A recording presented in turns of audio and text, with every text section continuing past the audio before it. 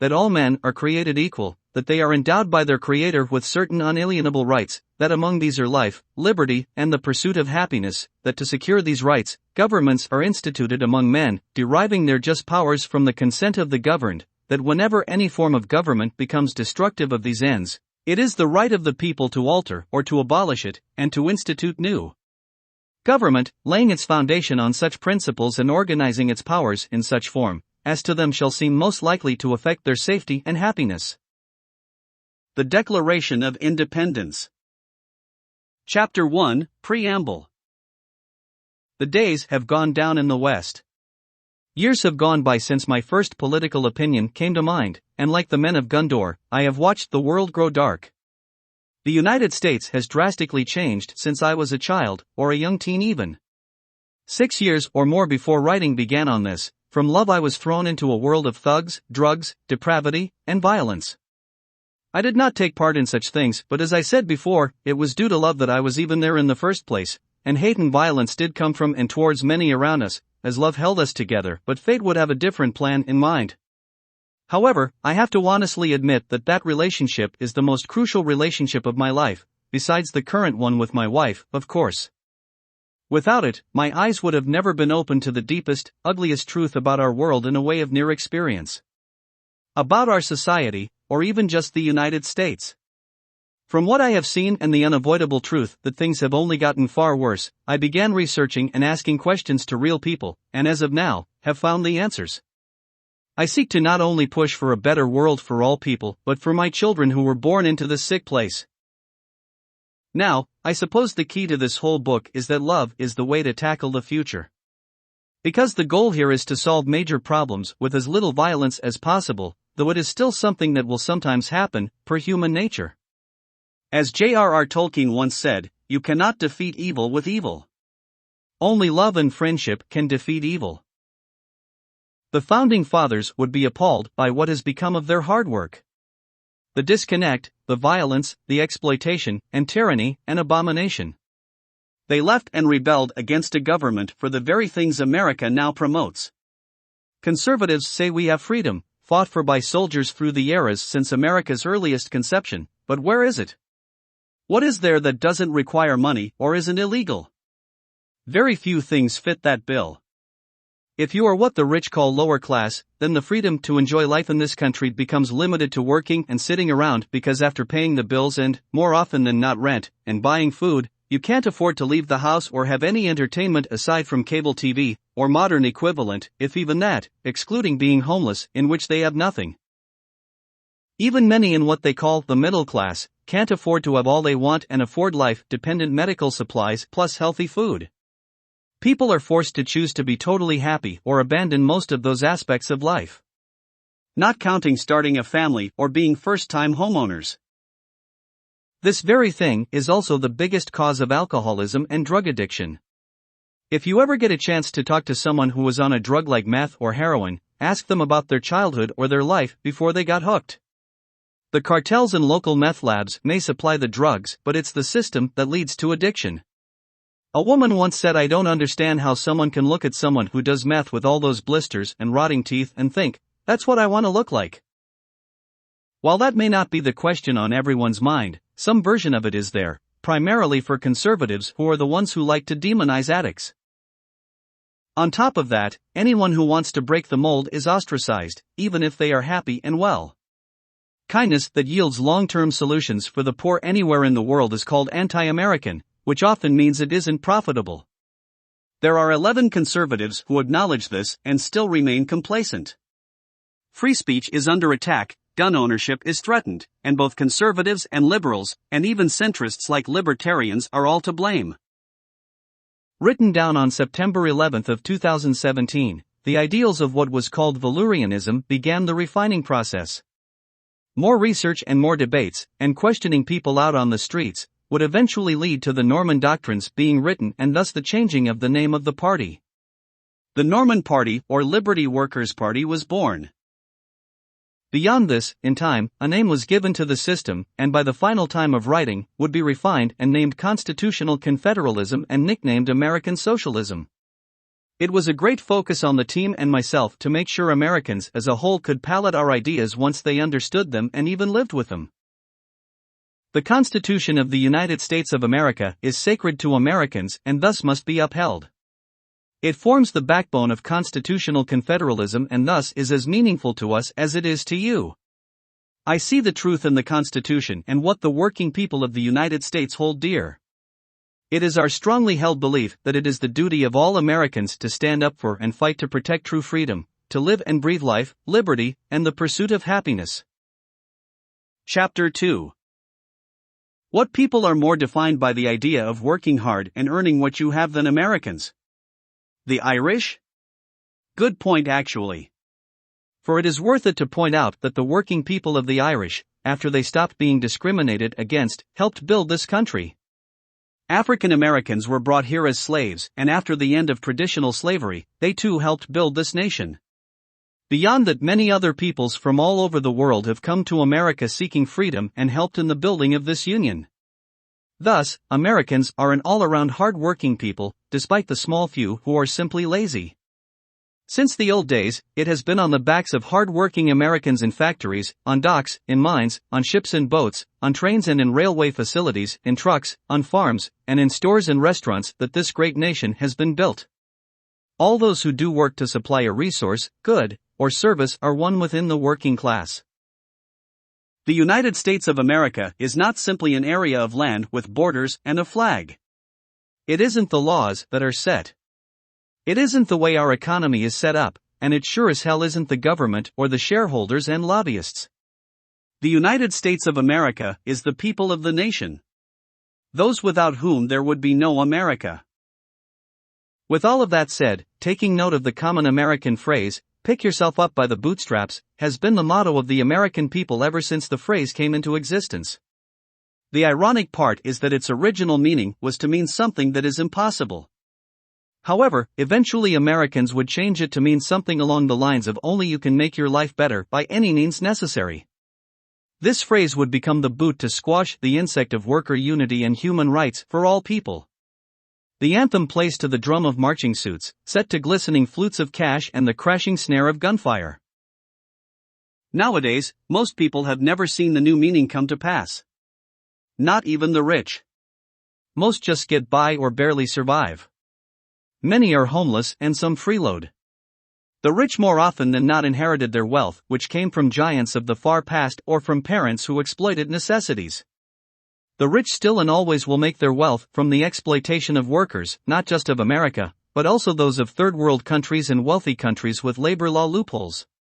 Such as in China, where the workers making American products are paid by the company and do not fall under the socialist system in China.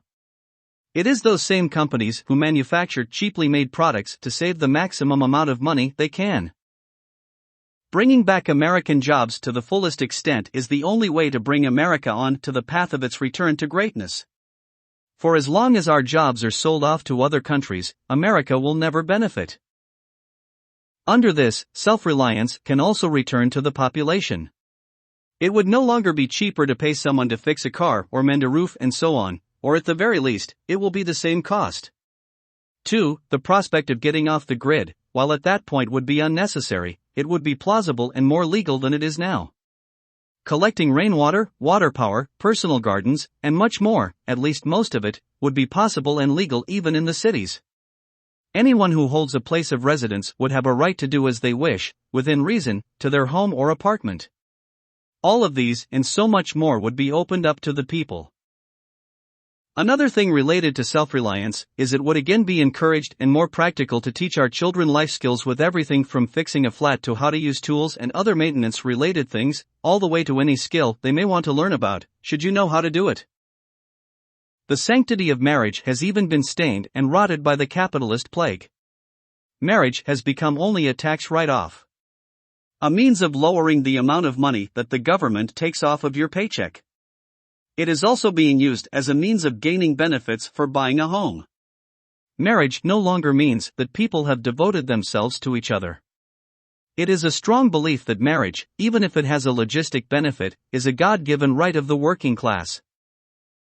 Having children has too been stricken by the same illness as marriage, though in many different ways.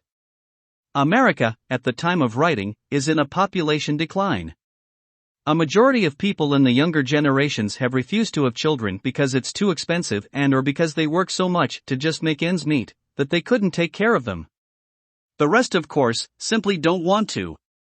Rather than fix the problem, those in power overturned Roe v. Wade. All of this, and they claim it is because life is sacred and yet couldn't care less about life after it has left the womb. Like marriage and having children, religion has become monetize, though ironically, Christianity, for example, has been monetized nearly since the beginning of the Catholic Church. Nowadays, there are churches with memberships, gift shops, and little cafes. All the rest do the usual and ask for donations, where some pass around a bowl or hat to put money in, and some those often shun the act of not giving to the church. But at least donations and such are not exclusive to Christianity nor even just the Abrahamic religions. Why? Why require money to worship God in a place built for that very purpose? Some might say to abolish churches and temples, etc., but there are benefits to having gathering places for the religious. It builds community and friendship, though based on my experiences in the past few years, even those who go to church are distant from others who do so. We in America have freedom of religion, and monetization of that right in any capacity is wrong. Even in this system, a church, temple, etc., i.e. an established building or place of collective worship, is not a resource, good, or service. It is, even in the most minimal standard, a structure. It needs no cost, and I will get into structures later on. Chapter 3. Now, as a whole, the American dream is unique and, aside from a few criteria, is not clearly defined. How ironic it is that at a time so saturated with perceived patriotism, the disparity of the people and the failure of capitalism is at its most apparent since the Great Depression. As it's simply the result of the natural self-destructive paradox of capitalism and its philosophy. The general idea is not without merit, as the exchange of a regulated currency for goods helps solidly regulate consumption.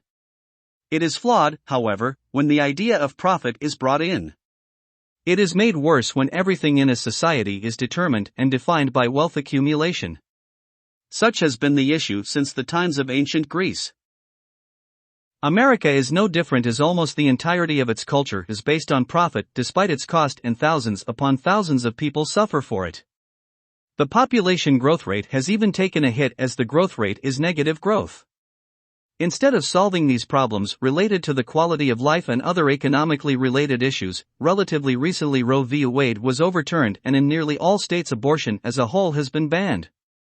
Contraception is in the works to be limited or banned as well. The populace is being forced to have children in a nation that doesn't care about their life and an economy that cannot and will not support them. A new system must be placed upon tearing down the current. Employee ownership of the businesses in which they work is merely the first step. This is because worker ownership is the cornerstone of a new government, one in which all people are represented and money politics is nowhere to be seen.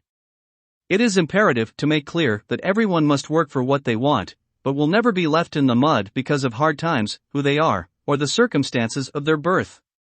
For all who are working class are working class. They are not white, black, Hispanic, gay, straight, transgender, city slicker, redneck, or anything else. They are simply and wholeheartedly working class. As such, they should be the sole writers of their own fate. What happens to one section of the working class affects the whole of the working class. To back up the claim that workers should be in charge, I shall ask these simple questions. Who knows how to do your job better than you? Who knows you and your work-life relationship better than you? And who can relate to both your job and your work-life relationship better than your fellow employees? Nobody.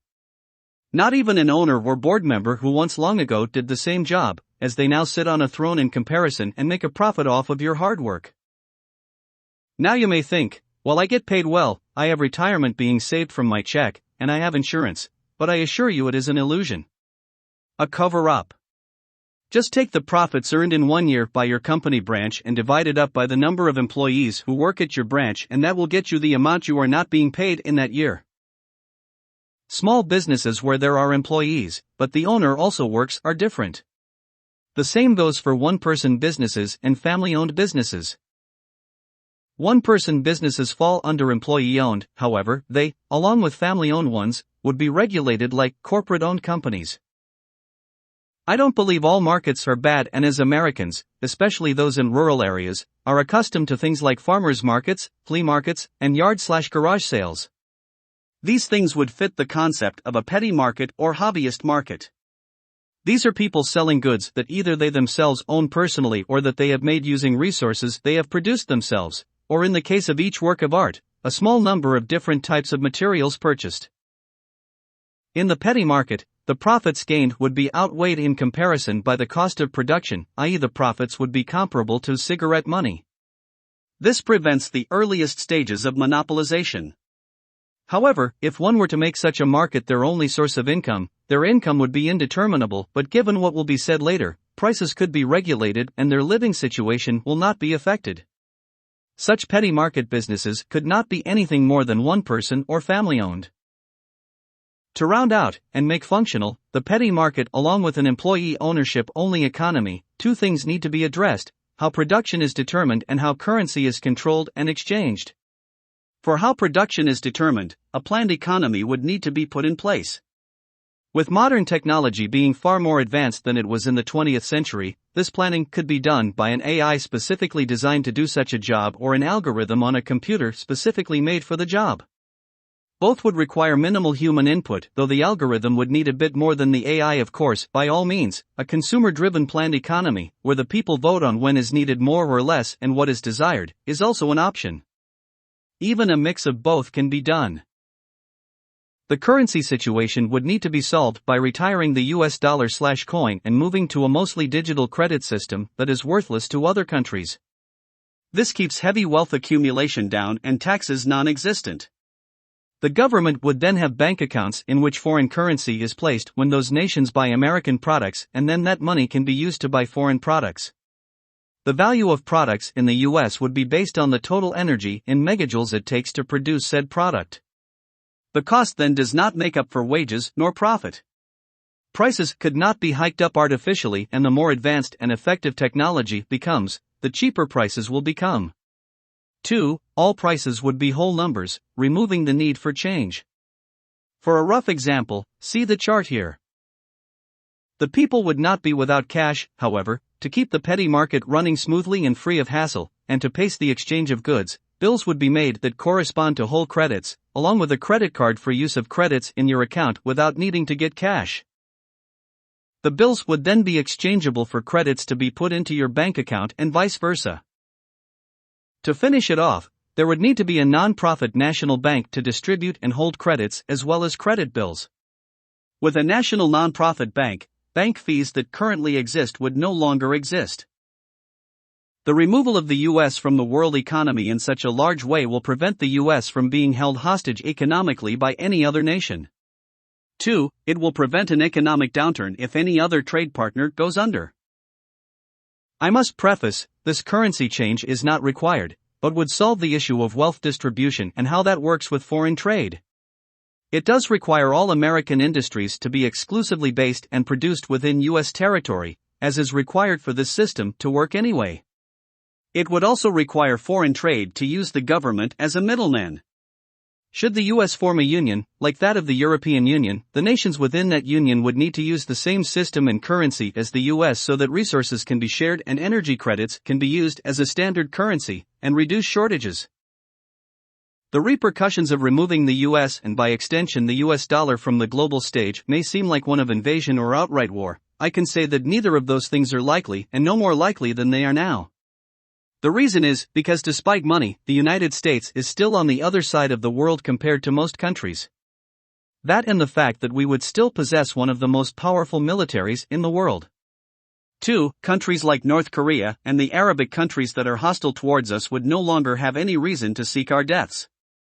Russia would still be an issue, but so long as we stick to a good Samaritan mindset, they too would not be a problem, and if they became one, we would still have NATO to help in that fight. Now, a burning topic that likely will come up when discussing removing the US from the main seat of the world economy, and that is oil prices. Truth is, America controls most of our oil production and refining, and has close by and at-home oil drilling sites. This means oil prices would not skyrocket, nor would we enter a shortage. At the same time, with profit removed from the equation, batteries that are actually equivalent to gas engines can be released to the public and used in electric cars. That means that through the centralization of the automobile manufacturers with cooperation of the public, an effort can be made to replace everyone's gas-powered vehicle with an electric version. Unlike the efforts of Biden and the other corporate-paid buffoons. Chapter 4. A society ruled by the people still needs a government, and as I mentioned before, employee ownership of the businesses is the cornerstone of the government. A government where the people are truly represented is one of the biggest dreams and highest held ideals of America. This includes the Constitution of the United States of America. In this American worker government, its organization needs to be undisruptive to the economy while still being close to home, and work with some form of a planned economy, and at the same time be able to organize the military when needed and stand up to foreign nations like Russia or giant drug cartels like the Mexican cartel. Here then I propose a collective labor union government, the Confederalism in the title. Each industry within a county has a labor union of that industry, which every worker of that industry is a part of. Each union elects 3 representatives for the county using ranked voting rather than a one-person equals one vote method. Instead, each person who is up for election is on a ballot and each voter gives a rank of 1 to 10 for each candidate. All of the elected representatives will then meet monthly or bi-monthly in a centralized location to discuss economic and society-related matters, and laws, as well as foreign affairs and war if necessary. Laws would be proposed by the Assembly and by the people but must be voted on by the people of the nation. Of course, a major argument against this is something like, true democracy is the tyranny of the majority, but the checks and balances of the government are both the individual and the collective unions. This is coupled with the constitutional amendment against religious favoritism and by the Supreme Court. Political parties would be no longer viable as there would be no need to separate people among political and arbitrarily or extreme ideological lines. Political factions as official organizations themselves are a creation of the ancient elite to keep the power of the ruler in place. As when you have a group of people with money and voting power of any kind, and at one time, personal armies, it would be beneficial to have them form groups and alliances opposed to the others so that they can't kick you off your throne. So in modern times, political divisions have brought us to this point of hatred and violence that keeps the people of America from uniting against our corporate overlords. Under this new system, there would be no Democrats, no Republicans, no Libertarians, Tea Party, or Communists. There would only be one governing body of the people, by the people, and for the people. The Supreme Court would need to be reorganized so that the justices are voted for annually. This helps avoid bias, lifetime seats, and factionalism within the court. The justices would be chosen on a national scale from a random pool of adults over 25. Each county would also need a council of infrastructure. The members of the council would be chosen annually by each union in a county. This means one member from each workers' union would choose one person to be a council member. It continues the close yet undisruptive democracy as a part of the people's government. This government would need a mostly isolationist policy, removing U.S. soldiers from all other countries, just as it was before World War II. We would only become involved if directly threatened or attacked, or if another nation pleads for our help. Now, it's not that I don't believe we should help other countries, it's just that I don't believe we should have unnecessary spending of resources on unjustified wars, bombing innocent civilians, or occupying countries for absolutely no reason. At the same time, when a global threat comes or the real freedom of a nation is under threat, a large amount of resources should be thrown at it in order to end the conflict as quickly and efficiently as possible. This does include the development of new and advanced technologies. Having a traditional standing army is also inefficient as there are many people not contributing to the economy, and as mentioned before, being sent overseas unnecessarily. A mixture of a people's law enforcement/militia and military-industrial reserve. A people's law enforcement/militia would replace the traditional police complex with a more personalized force of individuals who join after being psychologically evaluated and weapons trained. This way, minimal funding goes to the police, and every officer would be closer to the community they serve and not be swayed from their duty to the people by quotas and the whims of the government. Also, there would be a standing military in the form of a military reserve, that being the entire military is a reserve, rather than stationed at a base. This all leads to a scenario where, if the US is invaded, the law enforcement sectors/militias would join with civilian fighters, and the military reserve to make up a people's army. Though in theory could apply if an invasion is threatened and in a global threat situation, a counterattack invasion is warranted. In the scenario where war is forced on us overseas or simply outside of the country/continental union, the military reserve would be activated. In the case of the Native American sovereign nations and the many reservations in the U.S., they would be given the jurisdiction they deserve over their people. However, they would need to adopt some of the same laws and law enforcement methods as the rest of the United States in order to retain cohesion between the two polities. Beyond that, the Native Americans deserve the right as human beings and original land occupiers to practice their own traditions, spirituality, government forms, and lifestyles. However, there is no reason that Native Americans would be barred from being a part of the American labor government and society as they do with the economy and politics currently. When talking about the government, I must bring up the book and movie 1984 by George Orwell. Many compare that world to one under socialism or any version therein, often using China to back it up. The issue is that we live in the midst of a world like that now. We are watched and listened to on every device with a camera and/or microphone. The police will serve the elites and government without question. Many things said in public or online will place you on a watch list and sometimes get you a visit from the authorities. The CIA is the secret police and viewed by many other countries and many people as a terrorist organization. Our history is being erased and altered to fit a propagandized narrative, leaving out atrocities and other historical events in order to leave the new generations and even older ones ignorant of the truth. As of writing this, child labor is making a return and being legalized, and the division between two sides of the population has never been higher, if not since the American Civil War. To conclude, we live in the dystopia now, and the rich elites want you to stay dumb.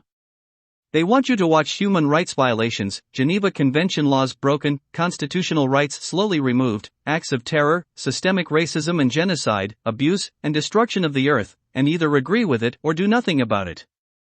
Just like 1984. This government and economy only serves a few. It has no soul and no love. It only seeks profit and happiness for the rich. Now, it is the God-given right of the people to tear down the ruling system when they are destructive by any means to the principles of life, liberty, and the pursuit of happiness. Chapter 5. In our current society of cash, the soil is fertile for division and sorrow. Humans are opportunists, and as such, if they are not taken care of, allowing them to give back, they turn to crime. In reality, crime pays. It gives the downtrodden a warm bed, food, and free healthcare. Most nursing homes can't even provide that. 2. Most of the reported crime is black crime and thus is sold to the white population as a reason to hate them and be afraid of them.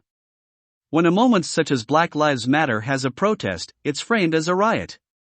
It is a known fact that the police send agents into those protests to be the ones to smash windows and cars and so on, and it's only when the uniformed riot police become violent that the actual protesters do. Then it is all spun into propaganda on the major news outlets and newspapers. This same rhetoric is aimed at immigrants, mainly from Mexico and South America. They say they are coming to steal our jobs.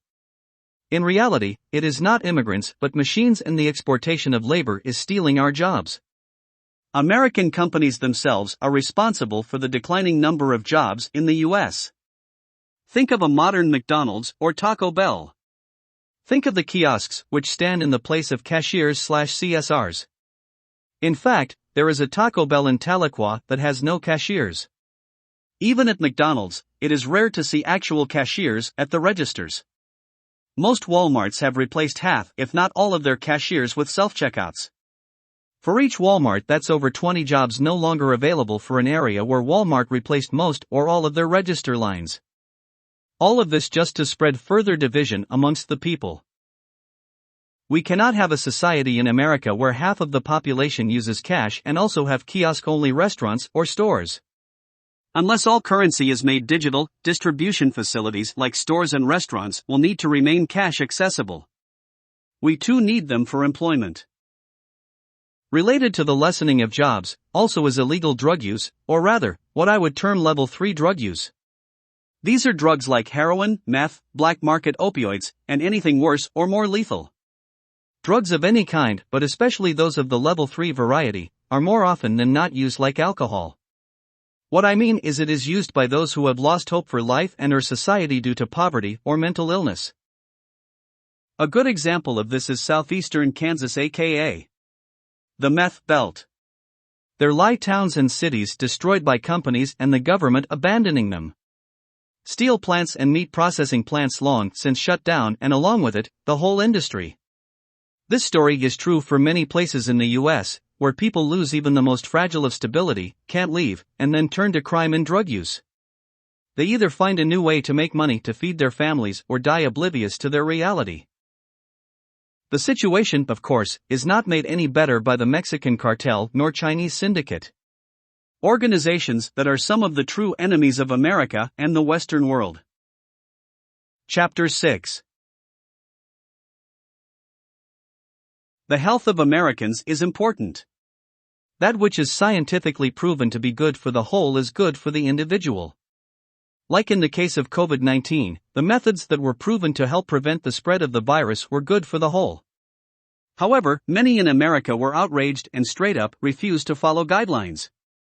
I, like many who did comply, did understand that it sucked and it was boring, couldn't get out and do anything, like see friends or family. Most people in Tahlequah didn't experience many effects of the lockdown because a large number of people in the town were considered essential workers, i.e. restaurants, gas stations, Walmart, Reesers, electrical company, and city workers.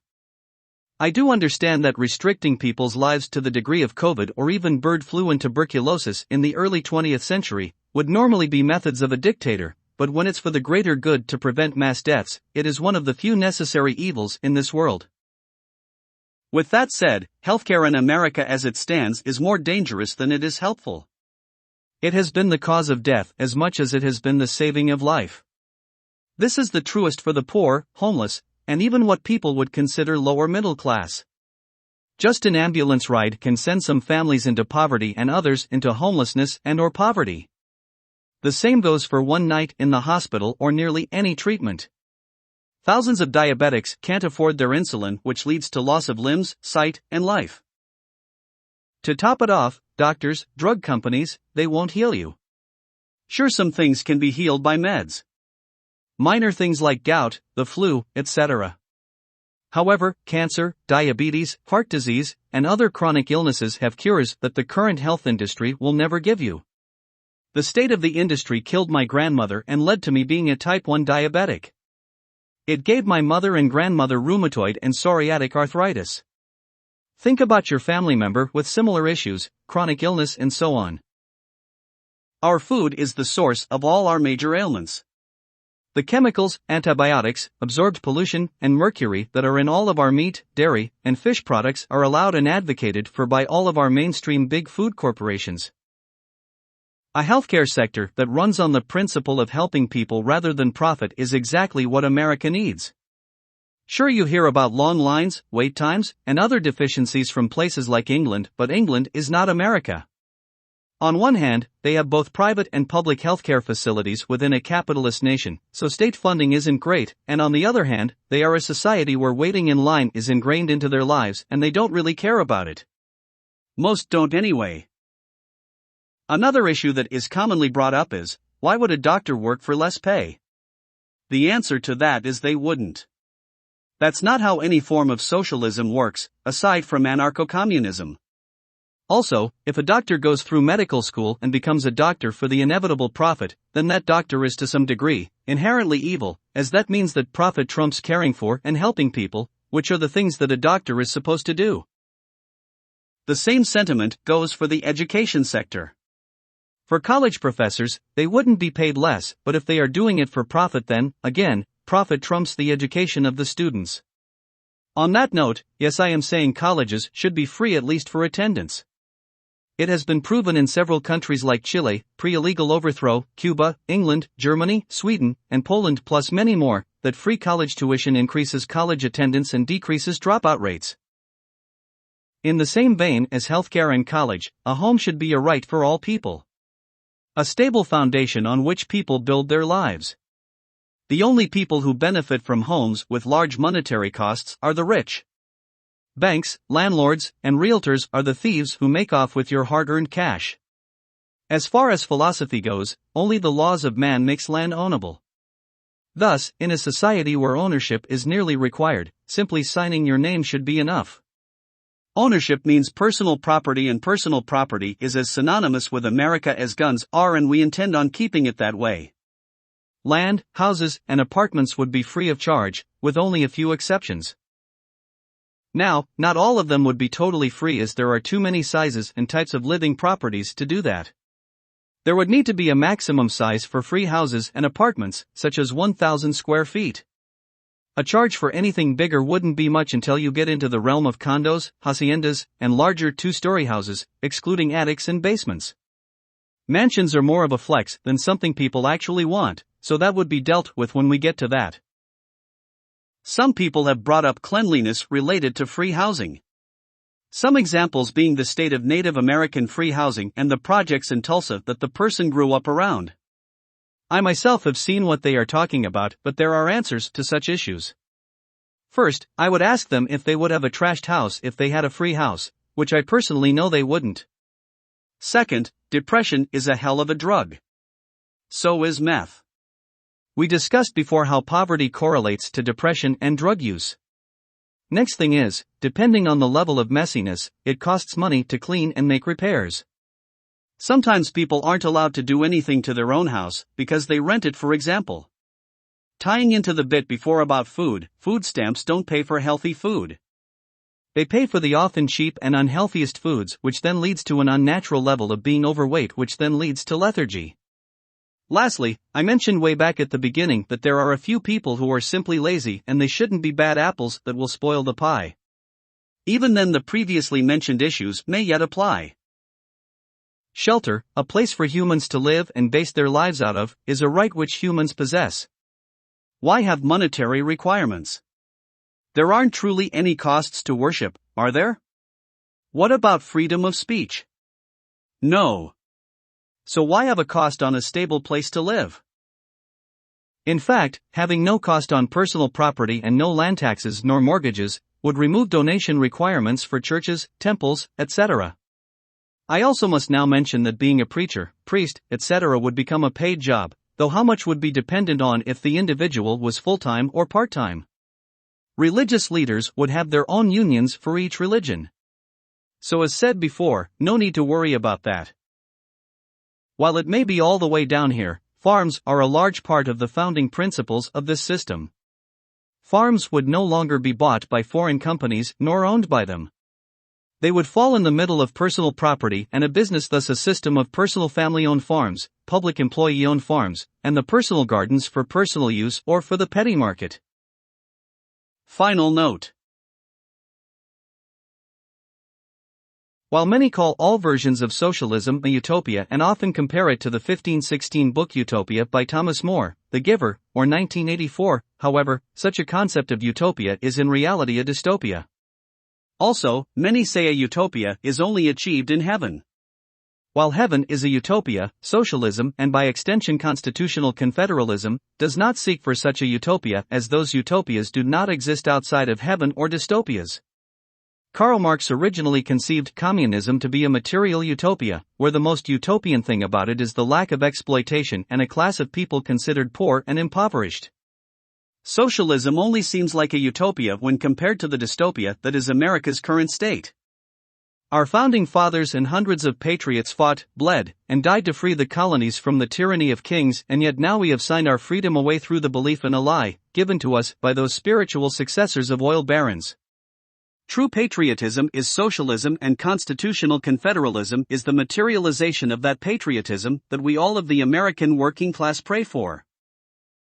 While I am aware America is typically fanatically against socialism, my goal here was to show that liberal ideology is not what we are about.